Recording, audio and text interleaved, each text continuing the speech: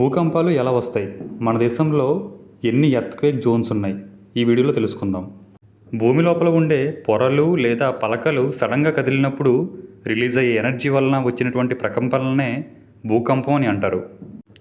భూకంపాలని Richter స్కేల్పై కొలుస్తారు. ఈ స్కేల్పై 5.5 కంటే ఎక్కువగా మ్యాగ్నిట్యూడ్ రికార్డ్ అయితే డ్యామేజ్ ఎక్కువగా ఉంటుంది. మన దేశంలో దాదాపు 59% భూభాగంలో భూకంపాలు వచ్చే అవకాశం ఉంది. మన దేశంలో భూకంపం వచ్చే ప్రాంతాలను 4 జోన్స్గా డివైడ్ చేశారు. అవి zone 2, zone 3, zone 4, zone 5. Zone 5లో భూకంపాల ముప్పు ఎక్కువగా ఉంటుంది. Kashmir, Rann of Kutch, Bihar, north eastern states, Andaman and Nicobar islands ఈ జోన్లోకి వస్తాయి. Zone 4 high damage risk zone. Delhi, Ladakh, Himachal Pradesh, Uttarakhand, Sikkim, west Bengal ఈ జోన్లోకి వస్తాయి.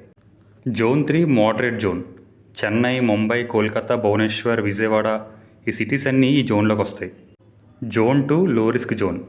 ఈ జోన్లో భూకంపాలు సంభవించడం చాలా తక్కువ. బెంగళూరు, వైజాగ్, హైదరాబాద్, రాయ్పూర్, జైపూర్ లాంటి సిటీస్ అన్నీ ఈ జోన్లోకి వస్తాయి. Please like my video and follow my channel for more such content.